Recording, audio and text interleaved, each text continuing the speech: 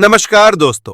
आज से शुरू हो रहा है वो सीरीज जो आपको सरकारी परीक्षा में कंप्यूटर जीके के हर सवाल में टॉपर बनाएगी। तो तैयार हो जाओ, क्योंकि अब चलेगा धासु कंप्यूटर जीके क्लास, सिर्फ नौकरी मास्टर क्लास पर। चलिए शुरू करते हैं आज की क्लास, जिसमें हम सबसे महत्वपूर्ण प्रश्न जानेंगे। Question number 1। विंडोज डेस्कटॉप पर ये दिस पीसी आइकन क्या दर्शाता है? आपके विकल्प हैं। ऑप्शन ए, एक एप्लीकेशन लॉन्चर। ऑप्शन बी, एक फाइल जो सिस्टम अपडेट संग्रहीत करती है। ऑप्शन सी, ड्राइव, फाइलों और सिस्टम गुणों तक पहुंच। ऑप्शन डी, कंट्रोल पैनल का शॉर्टकट।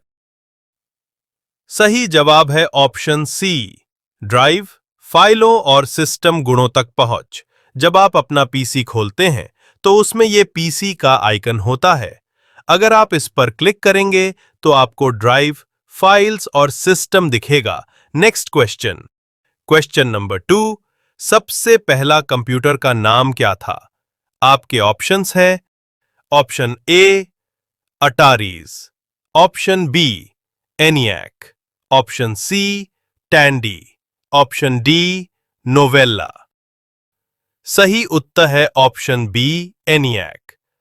दोस्तों, एनियाक का फुल फॉर्म है the electronic numerical integrator and computer. यह पहला जनरल पर्पस कंप्यूटर था। यह 1943 से 1945 के बीच बनाया गया। क्वेश्चन 3। एक वर्ड डॉक्यूमेंट Ctrl+Z कमांड का शॉर्टकट है। आपके ऑप्शंस है। ऑप्शन ए, डॉक्यूमेंट को सेव करने। ऑप्शन बी, जूम मैग्निफिकेशन को समायोजित करने। ऑप्शन सी, पिछली क्रिया को पूर्ववत अनडू करने। ऑप्शन डी, टेक्स्ट को मध्य में संरेखित करने। सही उत्तर है ऑप्शन सी, पिछली क्रिया को पूर्ववत अनडू करने। दोस्तों, अगर आप Ctrl+Z एक साथ दबाते हैं तो जो आपने पिछला काम डिलीट किया वो वापस अनडू हो जाएगा। क्वेश्चन 4। निम्न में कौन इनपुट इकाई है? आपके ऑप्शंस हैं। A, mouse. B, keyboard. C, scanner. D, इनमें से सभी। सही उत्तर है ऑप्शन डी, इनमें से सभी। दोस्तों, इनपुट यूनिट वह डिवाइस या माध्यम होता है जिसके द्वारा हम कंप्यूटर को जानकारी देते हैं। दोस्तों, नेक्स्ट क्वेश्चन पर चलते हैं। क्वेश्चन 5। आधुनिक कंप्यूटर की खोज सर्वप्रथम कब हुई? आपके ऑप्शंस हैं। ए, 1949। बी, 1951। सी, 1946। डी, 1947। दोस्तों, सही उत्तर है ऑप्शन सी, 1946। दोस्तों, गणना मशीन के क्षेत्र में प्रथम क्रांति 1946 में तब आई जब जेपी एकर्ट एवं जॉन मॉशली ने विश्व के पहले आधुनिक इलेक्ट्रॉनिक कंप्यूटर ENIAC I का आविष्कार किया। इसमें वैक्यूम ट्यूब का उपयोग किया गया था। यह एक पूर्ण रूप से डिजिटल कंप्यूटर था जिसे संगणना की संपूर्ण समस्याओं के समाधान के लिए बनाया गया था। क्वेश्चन 6। कंप्यूटर के क्षेत्र में महान क्रांति कब से आई? आपके ऑप्शंस हैं। ए, 1977। बी, 2000।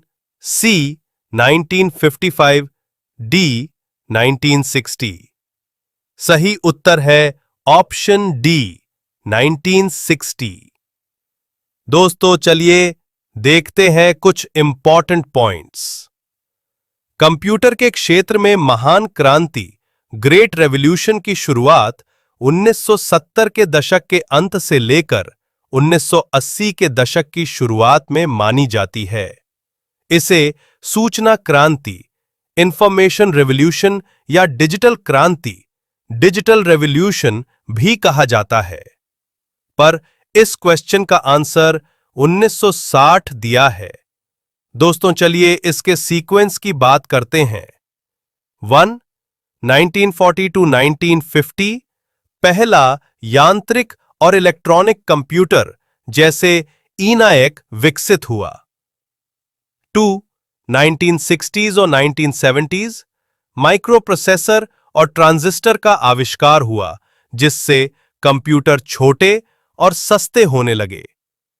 3. 1975 पहला पर्सनल कंप्यूटर ऑल्टेयर 8800 आया। 4. 1980s IBM और एप्पल ने मास मार्केट में कंप्यूटर उतारे, जिससे कंप्यूटर घर घर पहुंचने लगे। 5. 1990s इंटरनेट और विंडोज ऑपरेटिंग सिस्टम की शुरुआत ने क्रांति को और तेज कर दिया। अब बात करते हैं क्वेश्चन 7 की। कंप्यूटर साक्षरता दिवस कब मनाया जाता है? आपके ऑप्शंस हैं ए 5 दिसंबर, बी 14 दिसंबर, सी 22 दिसंबर, डी 2 दिसंबर। सही उत्तर है ऑप्शन डी। हर साल 2 दिसंबर को हम कंप्यूटर साक्षरता दिवस मानते हैं। क्वेश्चन 8 इनमें से कौन सर्च इंजन नहीं है? आपके ऑप्शंस हैं ए गूगल, बी याहू, सी बाइडू, डी वुल्फ्रैम अल्फा। सही उत्तर है ऑप्शन डी वुल्फ्रैम अल्फा। दोस्तों वुल्फ्रैम अल्फा एक स्मार्ट उत्तर देने वाली वेबसाइट और ऐप है। इसे आप ऐसे समझ सकते हो, यह एक ऐसा टूल है जो सवाल का सीधा सटीक जवाब देता है। गूगल की तरह ढूंढता नहीं, बल्कि खुद समझकर जवाब बनाता है। क्वेश्चन 9 इंटरनेट के पते में पद HTTP का सही विस्तृत रूप है। दोस्तों आपके ऑप्शंस है A higher text transfer protocol, B higher transfer text protocol, C hybrid text transfer protocol, D hyper text transfer protocol. इस क्वेश्चन का सही उत्तर है option D hyper text transfer protocol. HTTP वो तरीका है जिससे ब्राउज़र और वेबसाइट एक दूसरे से बात करते हैं, जो तुम्हारे मैसेज वेबसाइट तक ले जाता है और जवाब वापस तुम तक लाता है, बिल्कुल रियल टाइम में।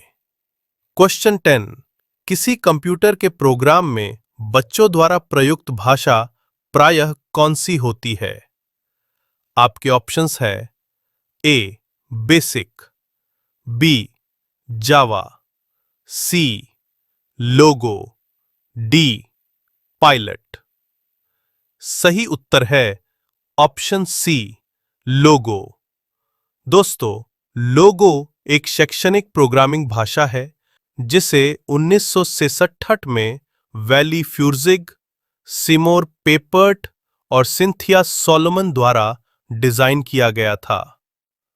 लोगो एक ऐसी भाषा है जिसमें आप कछुए या तो टर्टल को निर्देश देते हो, जैसे आगे बढ़ो, बाएं मुड़ो, घूमो, और वो स्क्रीन पर लाइनें बनाकर आकार, शेप, डिजाइन, चित्र तैयार करता है।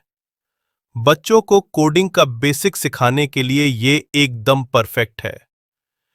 इसमें टर्टल ग्राफिक्स का यूज होता है। अगला क्वेश्चन है क्वेश्चन 11 निम्नलिखित में से ऑप्टिकल मेमोरी है? आपके ऑप्शंस हैं A bubble memories, B floppy disk, C CD ROM, D core memories.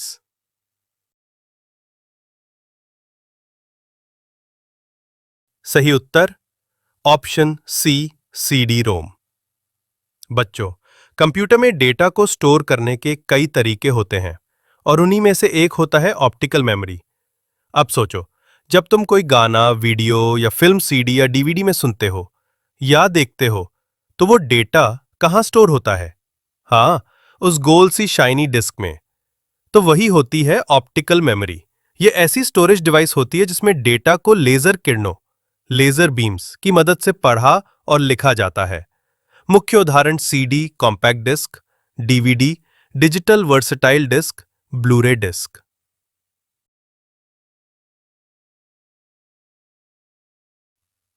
Question 12। गणना और तुलना करने के लिए कंप्यूटर के किस भाग का उपयोग किया जाता है? आपके ऑप्शंस हैं A disk unit, B control unit, C ALU, D modem. सही उत्तर ऑप्शन सी एएलयू। भाई सुन, जब भी कंप्यूटर कोई हिसाब किताब करता है ना, जैसे जोड़, घटाव, गुणा या तुलना करता है, तो वो सब काम कौन करता है? एएलयू, जिसे कहते हैं अरिथमेटिक लॉजिक यूनिट। मतलब एएलयू कंप्यूटर का वो हिस्सा है जो गणितीय, अरिथमेटिक और तार्किक लॉजिक काम करता है। क्वेश्चन 13। निम्नलिखित में से कौन से उपकरण का प्रयोग फोन लाइन पर डिजिटल डेटा भेजने के लिए किया जाता है?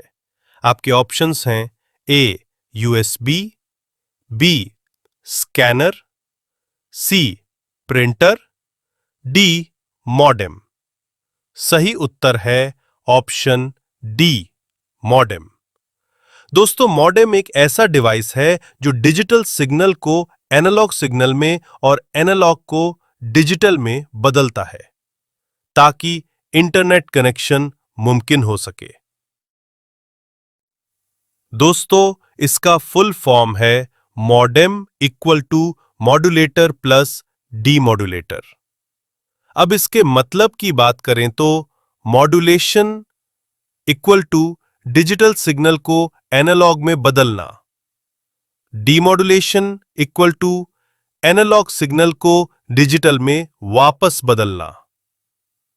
दोस्तों, जब तक तुम्हारा दोस्त है तब तक तुम्हें कंप्यूटर की टेंशन बंद कर देनी है। बस आपने चैनल को सब्सक्राइब कर लो और वीडियो को शेयर कर दो। यार, तुम बहुत कंजूसी करते हो। फ्री वाला तो जहर भी खा लेना चाहिए। क्वेश्चन 14। कंप्यूटर के किस भाग को नर्व सेंटर कहा जाता है? आपके ऑप्शंस हैं A software, B hardware, C control unit, D programs. सही उत्तर है ऑप्शन सी कंट्रोल यूनिट। दोस्तों, कंट्रोल यूनिट वो हिस्सा है जो कंप्यूटर के सभी भागों को नियंत्रित और निर्देशित करता है कि कब, क्या और कैसे करना है। अब बात करें क्वेश्चन 15। विंडोज में नए बनाए गए फोल्डर का डिफॉल्ट नाम क्या होता है? ए अनटाइटल्ड फोल्डर, बी नया फोल्डर, सी नई निर्देशिका, डी ओनली फोल्डर। सही उत्तर है ऑप्शन बी नया फोल्डर। चलो अब बात करें क्वेश्चन 16 की। निम्नलिखित में से कौन चौथी पीढ़ी जनरेशन की लैंग्वेजेस की श्रेणी से संबंधित है? A machine language, B high level language, C assembly language, D query language. सही उत्तर है ऑप्शन डी क्वेरी लैंग्वेज। चलो समझते हैं कुछ पॉइंट्स। फर्स्ट जनरेशन की लैंग्वेज थी मशीन लैंग्वेज, सेकंड की असेंबली लैंग्वेज, थर्ड की हाई लेवल जैसे कि Fortran, COBOL, ALGOL, C and C plus plus, fourth की लैंग्वेज थी क्वेरी लैंग्वेज, एसक्यूएल और रासेल, यूनिक्स, फिफ्थ की artificial intelligence language, ops 5, Mercury. चलो चलते हैं क्वेश्चन नंबर 17 पर। तीसरी पीढ़ी के कंप्यूटर किसका उपयोग करते थे? आपके ऑप्शंस है ए वीएलएसआई तकनीक, बी ट्रांजिस्टर, सी निर्वात ट्यूब, डी एकीकृत परिपथ इंटीग्रेटेड सर्किट। सही उत्तर है ऑप्शन डी एकीकृत परिपथ इंटीग्रेटेड सर्किट। दोस्तों, आज तक ज्ञात 5 कंप्यूटर पीढ़ियां हैं। पहली जनरेशन 1946 से 1959 तक, जो वैक्यूम ट्यूब आधारित थी। दूसरी जनरेशन 1959 से 1965 तक, जो ट्रांजिस्टर पर आधारित थी। तीसरी जनरेशन 1965 से 1971 तक, जो इंटीग्रेटेड सर्किट पर आधारित था। चौथी जनरेशन 1971 से 1980 तक, जो very large scale integration micro processor पर आधारित थी। पांचवी जनरेशन 1980 से अभी तक, जो ultra large scale integration micro processor पर आधारित था। क्वेश्चन नंबर 18, निम्नलिखित में से किसे भारत में विकसित पहला सुपर कंप्यूटर माना जाता है? आपके ऑप्शंस हैं ए सहस्र टी, बी सागा 220, सी परम युवा 2, डी परम 8000। सही उत्तर है ऑप्शन डी परम 8000। दोस्तों, परम 8000 भारत का पहला स्वदेशी सुपर कंप्यूटर था, जिसे 1991 में CDEC centre for development of advanced computing द्वारा विकसित किया गया था। अब बात करेंगे क्वेश्चन 19 की। प्रोसेसर चिप की गति किस में मापी जाती है? आपके ऑप्शंस हैं ए MBPS, बी मेगाहर्ट्ज, सी बिट्स प्रति सेकंड, डी बाइट्स प्रति सेकंड। सही उत्तर है ऑप्शन बी मेगाहर्ट्ज। दोस्तों, प्रोसेसर की गति को आमतौर पर उसकी क्लॉक स्पीड के रूप में मापा जाता है, जो कि यह दर्शाता है कि वो एक सेकंड में कितने चक्र साइकिल्स पूरे कर सकता है। यह गति मेगाहर्ट्ज या गीगाहर्ट्ज में मापी जाती है। क्वेश्चन 20, पाइथन एक है। आपके ऑप्शंस हैं ए निम्न स्तर लैंग्वेज, बी उच्च स्तरीय language, C machine language, D assembly language. सही उत्तर है ऑप्शन बी उच्च स्तरीय लैंग्वेज। चलिए बात करते हैं पाइथन लैंग्वेज की। यह उच्च स्तरीय भाषा है। भाषा का निर्माण गाइडो वैन रॉसम ने किया था। इसे पहली बार 1991 में जारी किया गया था।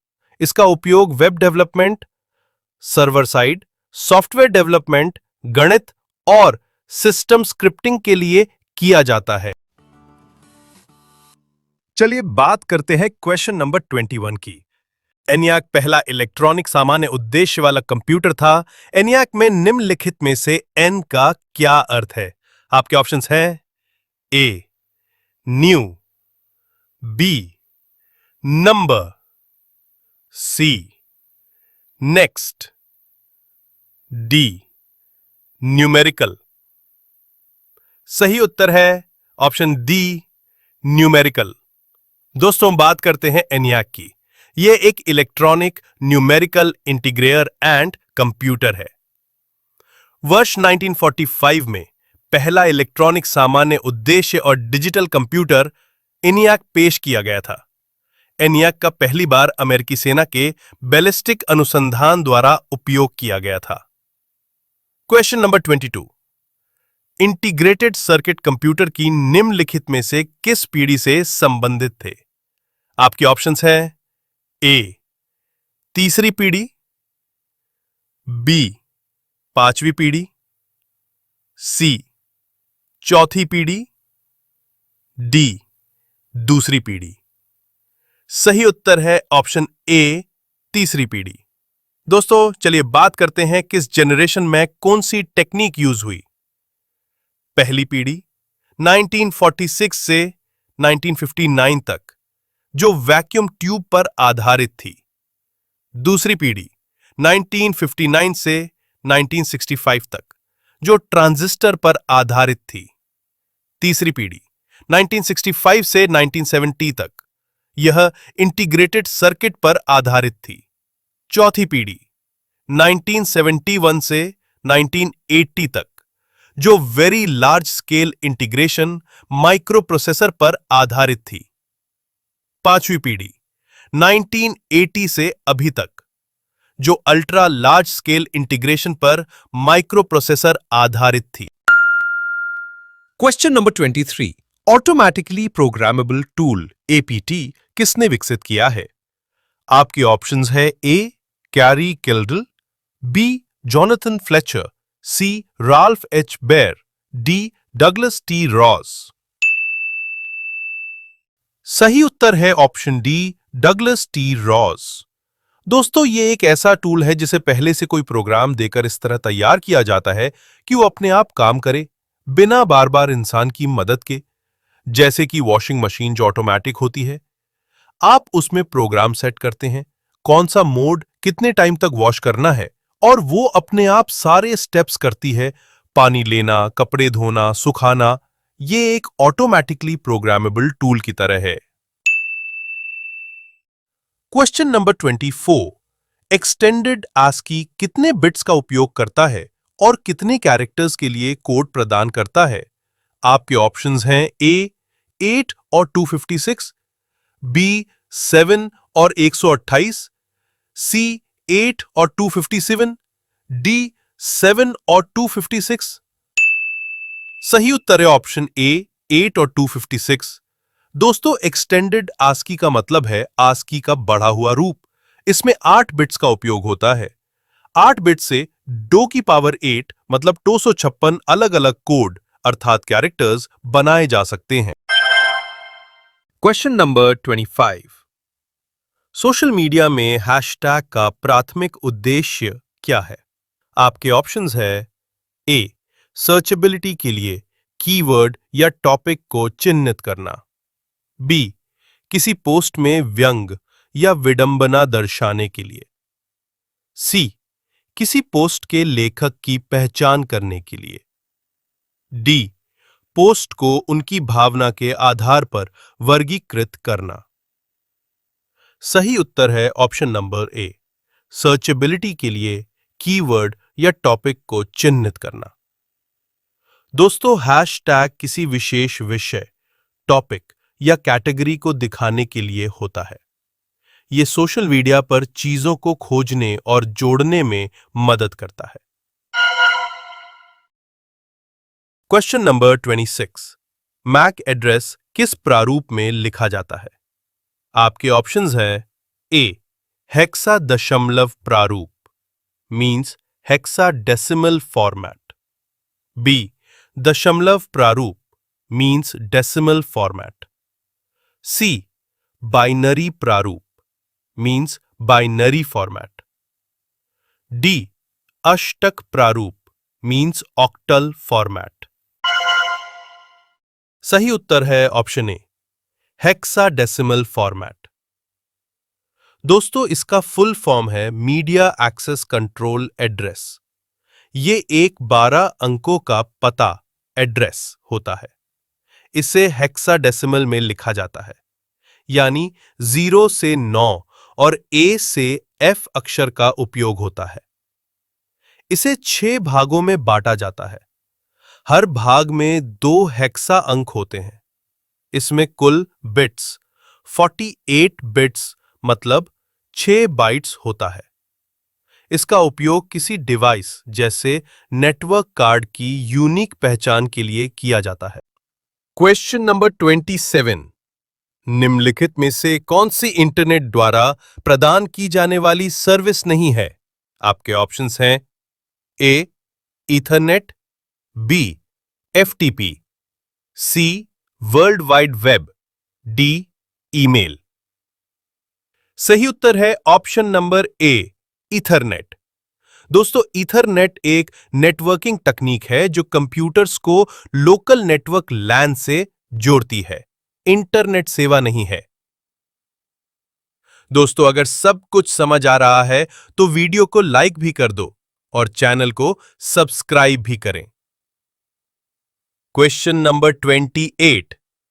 निम्नलिखित में से कौन सा रीड ओनली मेमोरी रोम की एक मान्य श्रेणी नहीं है?